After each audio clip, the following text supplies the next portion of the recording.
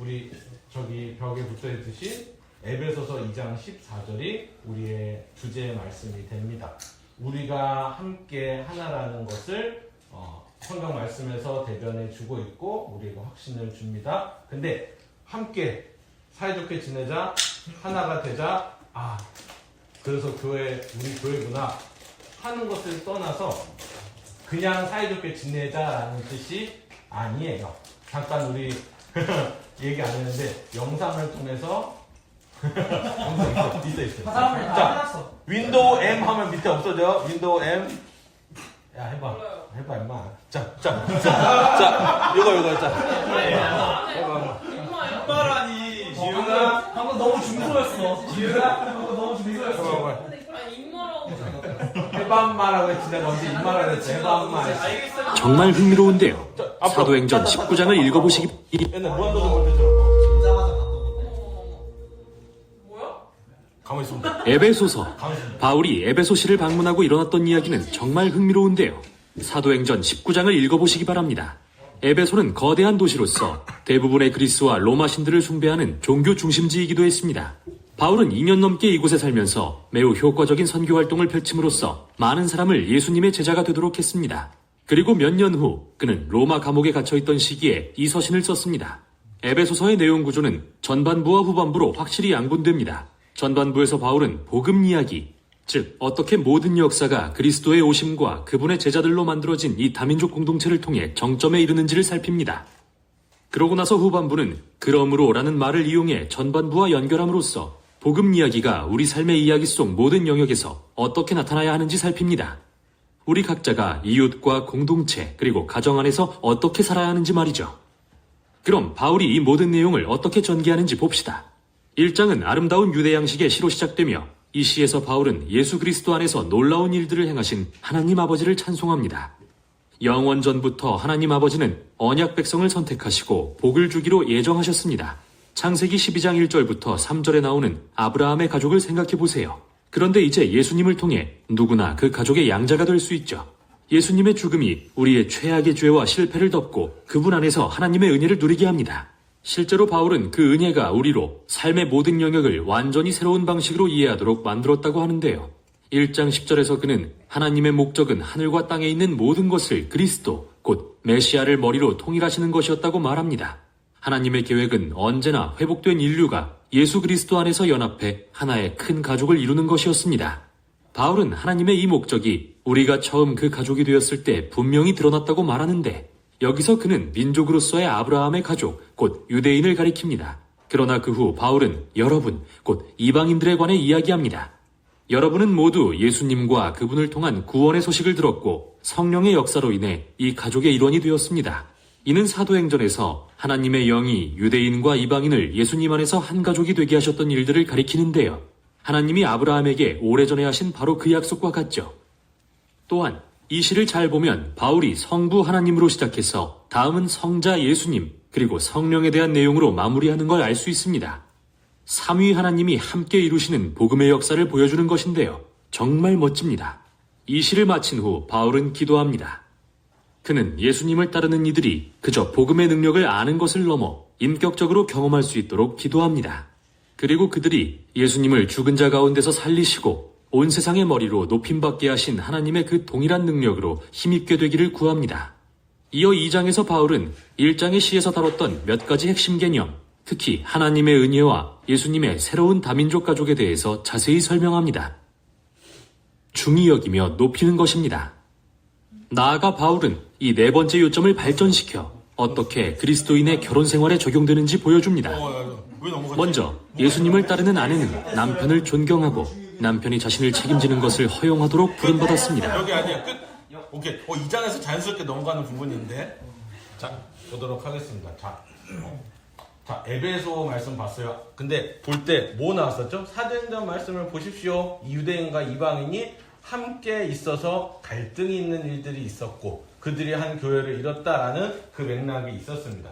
에베소서가 그렇고요. 고린도전서도 그래요. 고린도전서도 이방인과 그리고 유대인들이 그리스도인으로서 유대교 그리스도인과 이방인 그리스도인들의 연합이 교회가 돼서 그 안에 있는 갈등을 다룹니다. 서로 문화도 다르고 자라온 종교적 배경도 달라서 담이 생기는 거야. 사람과 사람 사이에 담이 생겨서. 근데 바울이 이 사람들에게 권면을 하는 거죠. 에베소서가 교회가 어떤 것인지 이루는 교회에 대해서 이야기하는 서신이라고 했잖아요. 바울이 이야기합니다. 그냥 너희가 서로 잘 지내, 친하게 지내, 하나가 돼. 니네 하나로 묶였으니까 한 교회잖아, 같은 교회잖아. 이왕 이렇게 된 거 잘 지내봐라 라고 하는 게 아니라 오늘 우리 본문에서 본 것처럼 2장에서 본 것처럼 십자가가 그 이방인과 유대인과 서로에 있는 담을 무너뜨렸다고 이야기를 합니다. 자, 오늘 13절부터 읽었었는데 오늘은 성경을 계속 볼 거예요. 성경을 보고서 그 텍스트 단어를 보면서 제가 이야기를 할 거예요. 1절을 먼저 보십시오. 자, 앞부분 사도 바울의 기도가 있었다고 했죠. 그리고 에베소서 1, 2, 3장은 교회의 태동, 교회가 지어진 이유에 대해서 이야기한다고 했어요. 자, 1절을 보십시오. 함께 읽어봅시다. 시작. 그는 허물과 죄로 죽었던 너희를 살리셨도다. 우리 옛날에 영어 외국어 영역할 때 주어 누구야, 대명사 뭐야 할 때 다 이거 있죠. 누구예요? 허물과 죄로 죽었던 너희를 누가 살리셨어요? 그러니까 그 누가 누구예요? 예수 그리스도께서 십자가에 달려 죽으심으로 죄인이었던 원래 창세기 가운데에서 원죄를 지었던 우리 모두를 위하여서 죄로 죽었던 너희를 위해서 너희를 살리셨다라고 이야기를 합니다. 죽었다라는 거는 그냥 기분 다운됐네 이 정도가 아니라 영적으로 내 힘으로 아무것도 할 수 없는 상태를 죽었다라고 성경은 이야기합니다. 영적으로 죽었다는 거죠. 아담과 하와에게 하나님께서 너희가 그 선악과를 먹으면 반드시 죽으리라 말씀하실 때 그 죽는 게 뭐였어요? 그냥 깨 죽는 게 아니라 뭐예요? 하나님과의 영적인 관계가 완전히 단절될 것을 말씀하시는 거잖아요. 2장 1절이 말하는 것도 그겁니다. 죄 때문에, 불순종 때문에 우리 주일날 설교에서도 나눴듯이 왕자의 계신 분을 밀어내고 내가 왕이 되는 위치에 있었을 때의 상태를 뭐라고요? 허물과 죄로 죽었던 상태라고 이야기하는 겁니다. 내 힘으로 하나님한테 가까이 가고 끊어진 관계가 회복되고 사랑을 할 수도 없는 상태를 허물과 죄로 죽었던 상태라고 이야기를 하는데 바울은 그냥 바로 직진하네요. 그가 너희를 살리셨다라고 이야기합니다. 2절 보십시오. 그때 너희는 그 가운데 행하여 세상 풍조를 따르고 공중의 권세 잡은 자를 따르고 육체의 욕심을 따라서 너희가 행했다. 어떤 자들이요? 아담 이후로 태어난 자들. 죄를 가지고 내가 알건 모르건 나는 어쨌든 아담의 죄 때문에 그렇게 죄인으로 태어난 자들입니다. 어쨌든 너희는 세상 풍조를 따르게 돼 있어. 공중의 권세 잡은 자, 마치 사단 같은 육체의 욕심 따라 내가 하고 싶은 대로 내가 원하는 대로만 살았던 너의 상태가 있었어. 3절 보십시오. 함께 읽겠습니다. 시작. 전에는 우리도 다 그 가운데서 우리 육체의 욕심을 따라 지내며 육체와 마음에 원하는 것을 하여 다른 이들과 같이 본질상 진노의 자녀이었더니. 본질상 진노의 자녀. 하나님의 사랑하는 자녀, 사랑하는 딸이 아니라 뭐래요? 진노의 자녀, 저주받을 자녀, 죽어야 되는 애들이라고 이야기를 합니다. 왜 이 말이 중요할까요? 화평이라는 게 평안이 필요한 게 그냥 관계가 좋아야지. 사이좋게 지내라. 욕하지 말고 사이좋게 혼내지 말고 물어뜯지 말고 사이좋게 지내라. 이 관계의 개선만을 얘기하는 게 아니기 때문이에요. 교회가 갈라지는 게 얼마나 가슴 아픈 일입니까? 성격이 달라서가 아니라 서로의 사이가 불편한 것은 그냥 성격이 달라서가 아니라 더 깊숙이 들어가면은 결국에 모든 문제의 원인은 뭐예요? 인생의 문제의 원인은 죄라는 거죠. 죄로 인해서 다른 사람을 미워하는 게 생기고 죄로 인해서 의심하고요. 미워하고요. 비교하고요.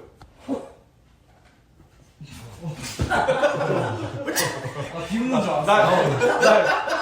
내가 이거 쏴가지고 내가 내 미움인데 벌써 나온 줄 알았지. 절묘했다. 필터 있으면 대박인데. 필터 있으면 대박인데. 바울이 말하는 화평, 그리스도께서 화평 자체이시다 라고 말하는 게 그냥 아까 얘기했듯이 좋은 관계야라고 하는 게 아닙니다.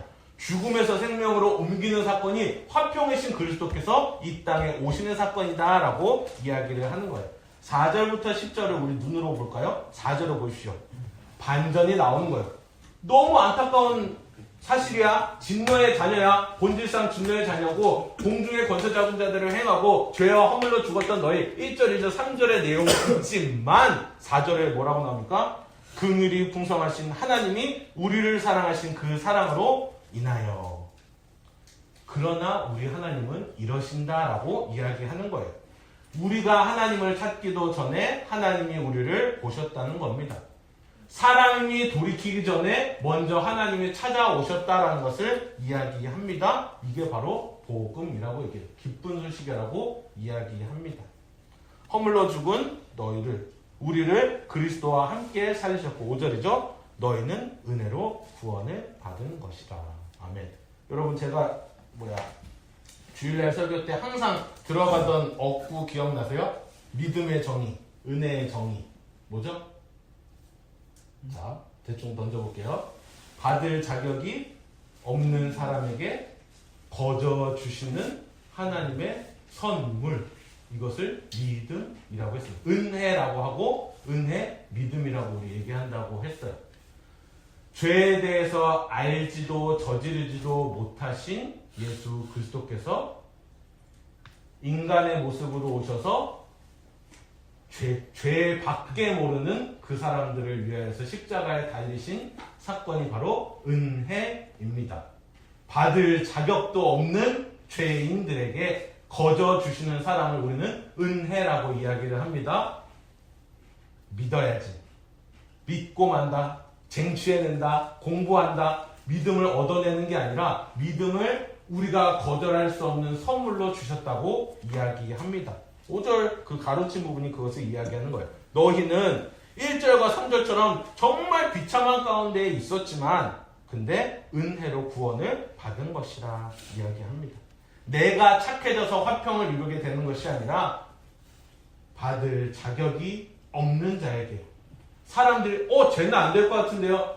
쟤도 교회 다녀요? 하는 그러한 의심이 생길 때마다 주님은 한없는 은혜로 모든 것을 덮으신다는 겁니다. 근데 세상은 그것조차도 다 비꼬죠. 되게 오래된 영화인데 미량 아세요? 미량? 전도연이 나온 영화인데 거기서 이제 전도연이 자기 아들을 죽인 범인인가? 자기 아들을 죽인 범인이 있었어요. 자기 아들을 죽였어. 근데 너무 증오 가운데 살다가 이 사람이 신앙을 가집니다. 송강호도 나오나 그래. 신앙을 가져요. 그러다가 정말 죽이고 싶은 내 사람, 너무 보고 싶은 내 아들 하다가 신앙을 갖게 돼서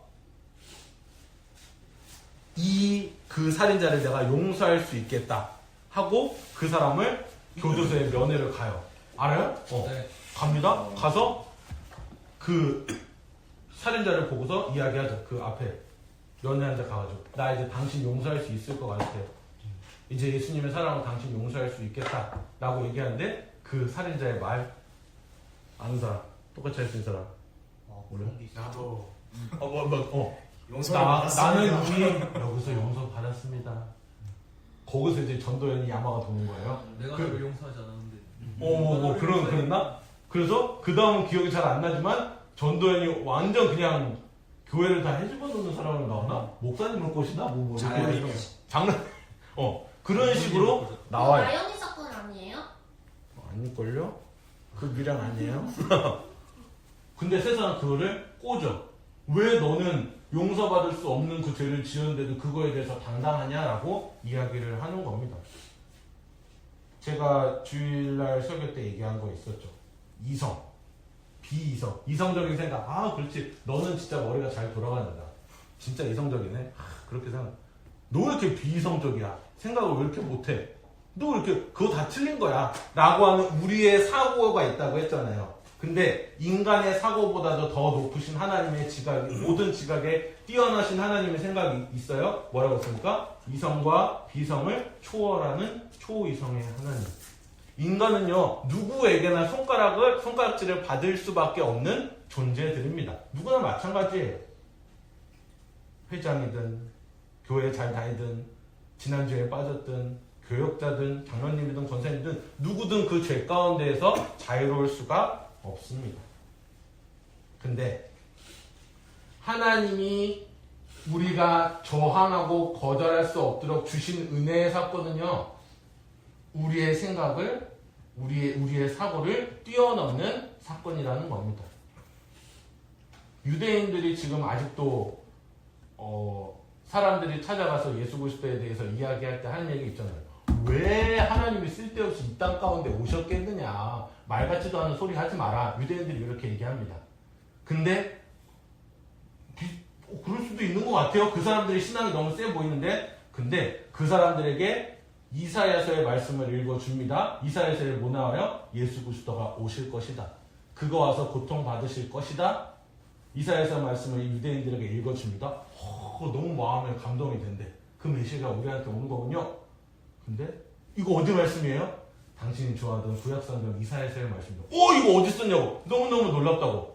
자, 그 사람들이 어디에 갇혀 있을까요? 성경 속에 갇혀 있을 것 같은데 그 이외의 것이 있어 보입니다. 그들의 전통이 있는 것 같아요. 구약 성경이 말하고 있는 정말 중요한 오실 메시아, 죄를 해결하실 메시아에 대한 것을 그들이 올바로 이해하고 있지 않는 것 같아 보입니다. 왜 그럴까요? 죄에 대한 똑바른 그 마음을 바로잡지 못했던 것 같습니다. 왜요? 그들의 생각으로 나 신앙 좋은데, 내가 말씀 이렇게 봤는데, 나 이렇게 은혜 받았는데, 그러니까 너도 믿어. 우리가 이야기하는 복음의 내용은 이게 아닙니다. 한없이 사랑하러 덮어주신 하나님의 사랑이 나에게 찾아오셨다. 여기서 그치는 게 아니라 내 옆에 있는 형제에게, 자매들에게 찾아오셨습니다.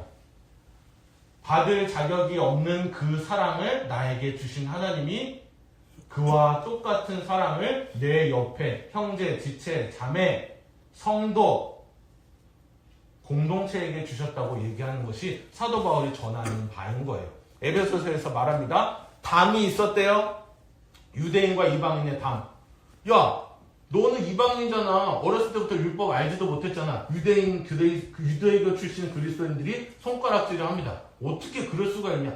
우리 어렸을 때는 상상도 못했어. 어디 지금 이불을 덮고 앉아있어 라고 이런 식으로 얘기를 하는 거죠. 아니야, 그런 식으로 하는 거예요. 누가 설교시간에 쳐 이런 거 다 이렇게 손가락질을 했다는 거죠. 근데 사도 바울이 야, 이방인들아, 또 그러니까 얘기를 똑바로 못 드리는 거야 라고 이야기하지 않고 뭐부터 얘기하는 거예요? 원래 우리 모두 다 진노의 자녀들이었으나 5절 우리는 은혜로 구원을 받은 자들이다 라고 이야기를 하는 겁니다. 6절 또 함께 일으키사 그리스도 예수 안에서 함께 하늘에 앉히시니. 7절 이는 그리스도 예수 안에서 우리에게 자비하심으로써 그 은혜의 지극히 풍성함을 오는 여러 세대에 나타내려 하심이라. 우리를 향하신 하나님의 은혜의 역사를 알려주는 것이고요. 8절부터 10절이 아주 주옥 같습니다. 함께 읽어볼까요? 시작. 너희는 그 은혜에 의하여 믿음으로 말미암아 구원을 받았으니 이것은 너희에게서 난 것이 아니요 하나님의 선물이라. 9절 행위에서 난 것이 아니니 이는 누구든지 자랑하지 못하게 함이라. 우리는 그가 만드신 바라 그리스도 예수 안에서 선한 일을 위하여 지으심을 받은 자니 이 일은 하나님이 전에 예비하사 우리로 그 가운데서 행하게 하려 하십니다. 아멘. 우리는 집이나 회사나 학교나 또 어딜까? 회사에서, 학교에서, 집에서, 공동체에서 내가 좀 괜찮은 사람임을 증명하고 싶어하는 욕구가 우리에게 누구나 다 있을 겁니다. 인정받으려고 애쓰고 비교하고 평가하고 또 내 기분 나빠하는 것도 있고 남을 판단하기도 합니다. 그런데 성경은 우리 8절, 9절, 10절에서 말한 것처럼 말하네요. 너는 너의 행위로 서는 자가 아니라 은혜로 서는 자다라고 이야기를 합니다. 이것은 너희에게서 난 것이 아니요 하나님의 선물이라. 믿음을 선물로 주시는 주님의 은혜. 9절 보십시오. 행위에서 난 것이 아니. 네가 하는 것, 다른 사람에게 보여주는 것, 큐티한 것, 기도한 것, 예배 태도로 그런 것으로 나는 믿음의 선물이 아닙니다. 누구든지 자랑할 수 없어요. 왜요? 나는 내 것을 자랑할 수가 없어. 왜? 죄 있는 것이 있잖아요. 허물과 죄로 죽었던 우리의 모습이 있었대요. 누구든지 자랑할 수도 없다. 내 것을. 10절 보십시오. 우리는 그의 만드신 바입니다. 창조된 자들입니다. 그리스도 예수 안에서 선한 일을 위하여 지으심을 받은 자예요. 여러분 아시죠? 이게 그냥 선행만을 이야기하는 게 아니라는 겁니다. 거듭난 사람들의 생활에 대해서 이야기하는 거죠. 진노의 자녀였으나 은혜로 구원을 받은 자들의 삶에 대해서 이야기해요. 선한 일을 위해서 너희가 지음을 받았다. 너희 안에 예수님을 전하는 일에 너희가 지음을 받았다. 제가 옛날에 얘기했죠. 유치부에서 나 전교회 유치부에서 예루살렘 교회, 사도행전 예루살렘 교회가 한 4가지의 일이 있었어요. 첫 번째, 말씀을 배웁니다. 예배를 드려요. 두 번째, 예배를 드려요. 말씀을 배워요. 3번, 다른 사람을 도와줘요. 그리고 4번째, 예수님을 전해요. 이렇게 안 하면 이렇게 4가지 있어요. 저거 보민이 사촌동생 다 할 거예요. 쫙쫙쫙 나와요. 말씀을 배워요. 예배를 드려요. 다른 사람을 도와줘요. 예수님을 전해요. 자, 예수님을 전하는 것이 교회의 일입니다. 그리스도의 몸된 교회의 일이 말씀을 배우며 예배를 드리며 다른 사람을 도와주며 예수님을 전하는 일이에요. 선한 일을 위해서 지으심을 받은 게 뭐예요? 우리 안에 계신, 우리 안에 착한 일을 시작하게 하신 일을 보여주는 삶을 사는 겁니다. 어디서요? 우리 교회 공동체 내에서, 회사에서, 학교에서, 가정에서. 내가 마음에 안 드는 사람을 만났을 때조차도 우리는 내 승질대로 하는 자들이 아니라 선한 일을 위하여서 지음을 받은 자들이에요. 그 뒤가 더 우리에게 깊은 확신을 줍니다. 이 일은 하나님이 전에 예비하신 내용이랍니다. 예비하셨다는 게 뭐예요? 이미 다 준비해 놓으셨다. 언제요? 창세 전. 세상이 창조되기도 전부터 성부, 성자, 성령 하나님께서 서로 함께 교제하시며 우리를 위한 크고 놀라운 계획을 세우신 그때부터 우리를 예비하셨다는 겁니다. 우리로 그 안에서 행하게 하려 하심이니라. 우리를 지으신 바, 나를 지으신 바, 교회를 지으신 바가 이곳에 있는 것이죠. 자, 11절을 보십시오. 신약 성경을 보면은 되게 구약 성경은 막 스토리처럼 짜봅니다. 이래 해서 몇 월째 딸이 돼서 이랬더라 하는데 신약 성경 꼭 앞에 영어처럼 이게 나와요. 그러므로가 나와요. 우리 4장 옛날에 봤을 때도 그랬죠. 4장 1절도 그러므로 이래 했으니 그러니까 하는 거예요. 마찬가지입니다. 2장 1절부터 10절까지의 내용을 가지고서 11절에 나오는 거예요. 그러므로 생각하라. 너희는 그때 육체로는 이방인이요 손으로 육체에 행한 할례를 받은 무리라 칭하는 자들로부터 유대인들로부터 그렇죠? 할례를 받지 않은 무리라 칭함을 받는 자들이라. 팩트 체크하는 거예요. 야, 니네 유대인들로부터 손가락질 받았잖아. 담 있었잖아. 너희 그랬던 자들이야. 유대교 그리스도인들이 다 너희를 향해서 뭐라고 했어? 손가락질 했다잖아. 할례 안 받았다고 했잖아. 제대로 된 교육 안 받았다고 했잖아. 한번 생각해봐. 12절. 그때에 너희는 그리스도 밖에 있었고 이방인들한테 하는 얘기예요. 이스라엘 나라 밖에 사람이라. 이방 나중에 예수님 믿었다고 하는데도 너희 그랬었잖아. 그 사람들이 인정 안 해줬잖아. 12절 하반절. 약속의 언약들에 대하여는 외인이요 하나님의 선민 백성 이스라엘 백성들이 너희 인정 안 해줬지.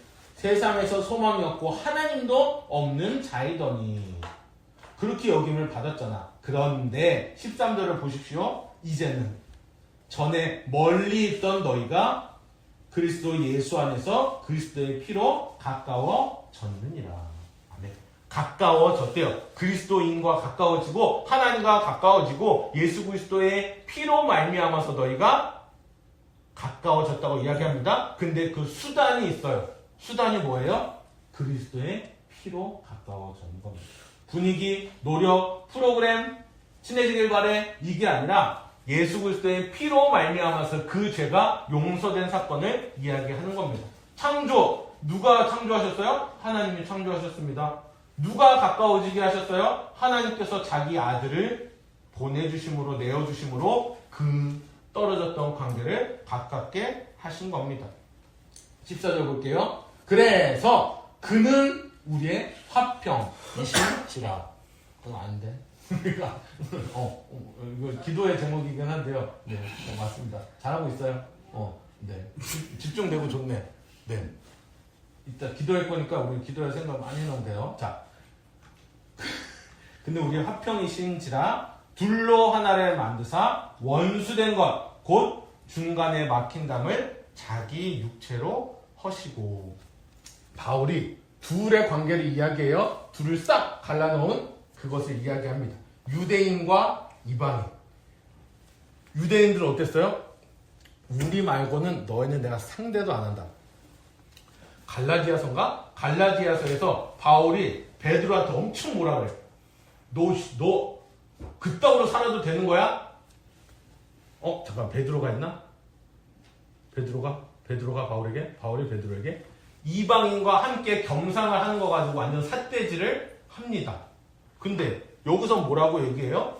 둘로 하나를 만드신 사건을 이야기합니다. 복음에 대해서는요, 누구에게나 다 똑같은 하나님의 긍휼하심을 얻은 자들이 하나로 만들어진 것이고, 원수된 것 중간에 막힌 담을 예수 그리스도의 육체로 말미암아서 그 담이 허물어졌다고 이야기를 하는 겁니다. 여러분, 저희 얘기를 해볼까요? 예수님이 십자가에 달리시던 날, 그 죽으시던 날에 일어난 그 물리적인 일들에 대해서 뭐가 찢어졌다고 우리 들었어요? 성소에 갑자기 찢어졌다고 나옵니다.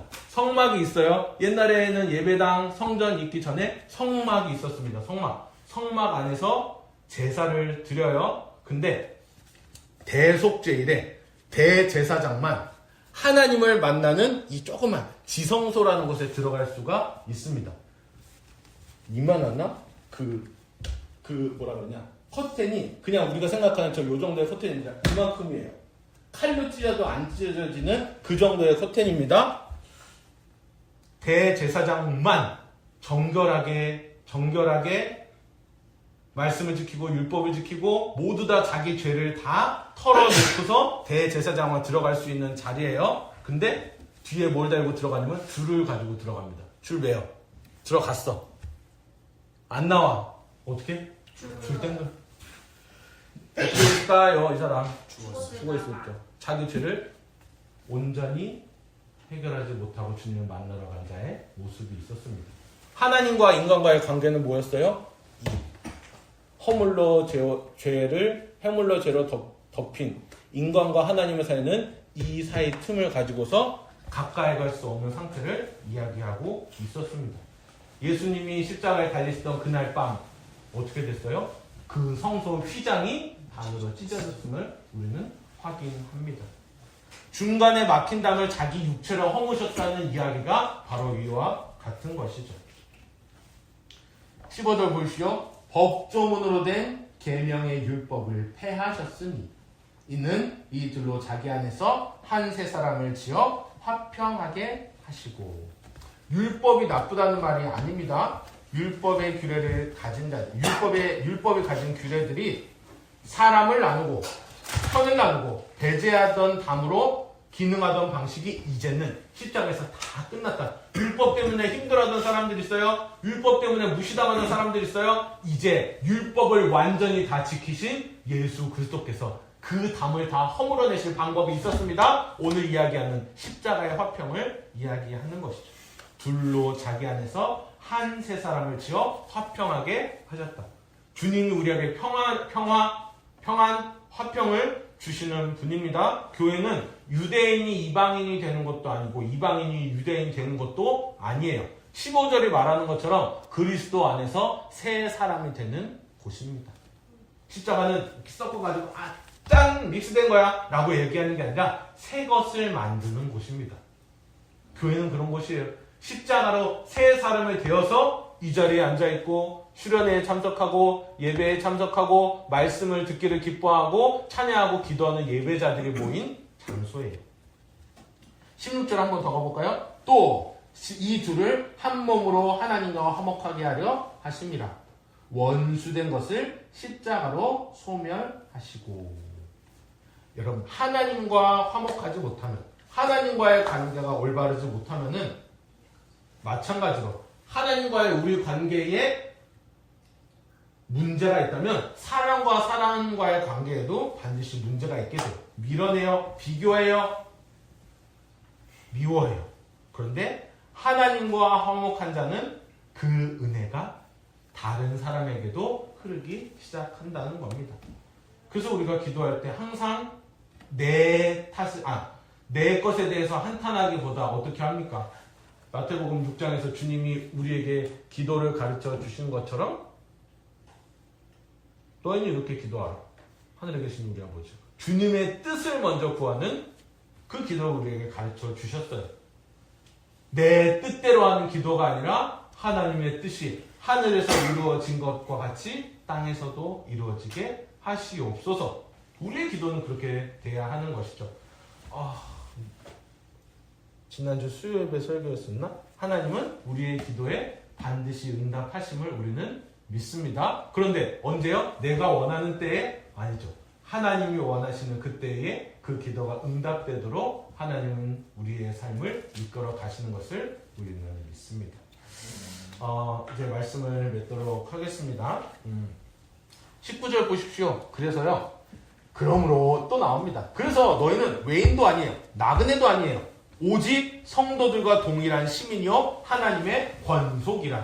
권속이 뭐야? 가족과 같은 말이에요. 너희는 하나님의 가족이다라는 겁니다. 너희는 사도들과 선지자들의 터 위에 세우심을 입은 자라. 뭐냐면요, 말씀 위에 세워졌다는 소리예요. 사도들은 누굽니까? 예수님의 제자들. 신약 성경을 써내려가는 사람 저자들을 이야기하는 것이고, 선지자들은 누구예요? 여태껏 얘기했었던 구약의 모세의 율법과 선지자들의 강령에 대해서 이야기를 하는 것이죠. 자, 너희는 말씀 위에 세워진 자들이야. 그러니까 어때? 그리스도께서 친히 모퉁이돌, 머릿돌 가장 먼저 너희의 머리가 되어주신다라고 위로합니다. 그리고 교회에 대해서 정의하는 21절과 22절의 문장이 나오는 거예요. 21절과 22절을 마지막으로 읽겠습니다. 시작. 그의 안에서 건물마다 서로 연결하여 주 안에서 성전이 되어가고 너희도 성령 안에서 하나님이 거하실 처소가 되기 위하여 그리스도 예수 안에서 함께 지어져 가느니라. 아멘. 외인도 아니고 나그네도 아니고 오직 성도들과 동일한 시민입니다. 성령 안에서 하나님이 거하실 처소가 바로 교회입니다. 성전된 나 자신의 마음입니다. 하나님이 거하시는 처소, 교회된 우리, 몸된 교회 다 같은 말이에요.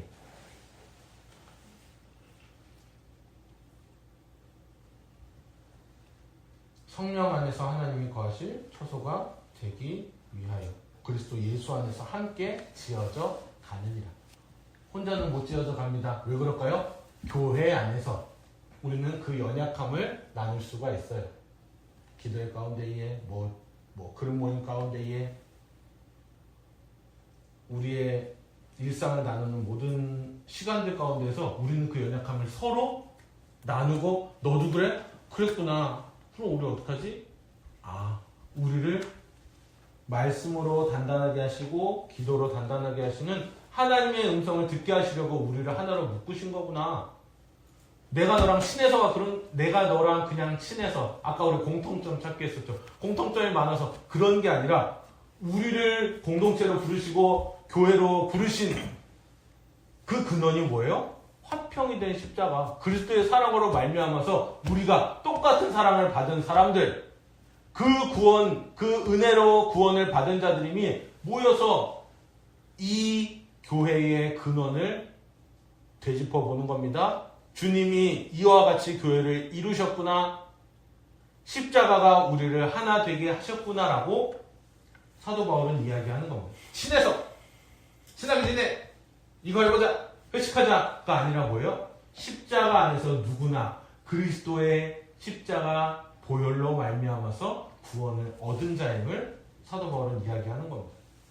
그와 같기 때문에 너희는 한 공동체이다. 주님 안에 한 몸이다. 몸된 교회이다. 라고 이야기하는 것이죠. 사랑하는 여러분, 화평,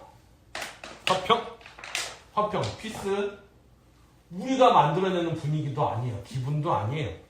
예수님이 이끌어내신, 예수님이 이루신 사건입니다. 사람 간의 평화, 주님과의 평화, 아니요. 주님이 우리에게 주신, 일방적으로 주신 그 은혜라니까요. 예수님이 이루신 사건으로 말미암아서 우리가 한 공동체를 이룰 수 있었습니다. 우리가 할 수 있는, 주님께 말씀을 들은 우리가 주님께 할 수 있는 순종, 공동체를 위하여서 할 수 있는 순종이 무엇인지를 말씀을 우리가 듣고서 삶에 적용하면서 함께 기도하는 시간을 우리 이끌어 갔으면 좋겠습니다. 왜냐하면 그 작은 순종이 우리가 하나님을 생각하고 하나님과 화평한 것이 다른 사람에게 흘러가는 모습이 분명 되기 때문이에요. 그 작은 순종이 다른 사람과의 담을 확 무너뜨릴 수 있습니다. 믿지 않는 나의 가족과 담을 확 무너뜨리는 나의 삶이 되는 거예요. 주님이 원하시는 나의 삶의 모습이 되는 것입니다. 형제들, 자매들, 부모님이든 자녀 없죠? 자녀들. 내가 진짜 예수님 닮은 모습으로 내가 그 사람한테 먼저 다가지만 변하지 않는 그 자식의 모습을 봐야 진짜 답답해 돌아버리겠네 라고 하는 것이 아니라 누구에게 이 세상의 모든 죄인들을 위하여서 예수님이 이 땅 가운데에 오셨거든요. 허물과 죄로 죽었던 자들을 주님이 한 사람 한 사람 모두 기억하셔서 이 땅 가운데에 오셨거든요. 화평이신 예수님이 모든 사람을 위하여서 행하신 그 십자가 사랑으로 우리는 교회가 되었습니다. 우리의 몸이 주님이 지으신 성소가 되었습니다. 내 지식으로서는 예수 그리스도를 다 알 수는 없으나 성령님이 언제 어디서나 함께 하시는 은혜로 우리의 마음속에 예수 그리스도를 모시게 하여 주셨습니다. 성령님의 은혜가 그만큼 큰 거예요. 그 성령님 어떻게 오셨어요? 예수 그리스도께서 예수님 우리 떨어지기 싫어요. 제자들은 무서웠죠. 예수님이 육신적으로 그들과 떨어지는 것을. 근데 뭐라고 하셨습니까? 보혜사 성령님을 보호하시고 은혜 주시고 가르치는 성령님, 어디서나 내가 너희와 함께 할 것을 보내주시는, 요한복음 14장 15장 16절에 나오는 보혜사 성령님 우리에게 보내주셨고, 그분으로 말미암아서 우리는 어디에서나 언제 어디서나 무엇을 하건 기도할 수 있고 예배할 수 있는 예배자로 세워진 겁니다. 사랑하는 청년 하나드림교회 청년부 여러분,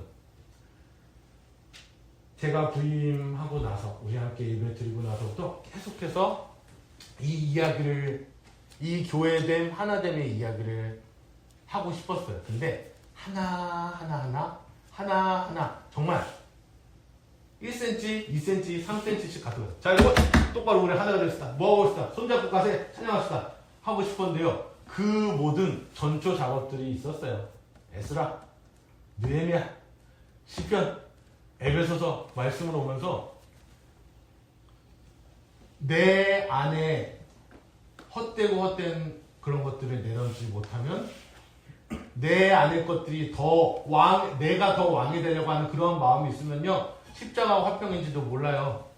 지식으로만 이 성경을 읽어갑니다.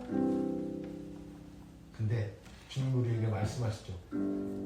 성령 안에서 지어져 가는 귀한 주님을 예배하는 성소가 바로 우리의 마음과 우리의 몸이라는 것을 우리에게 말씀하여 주십니다.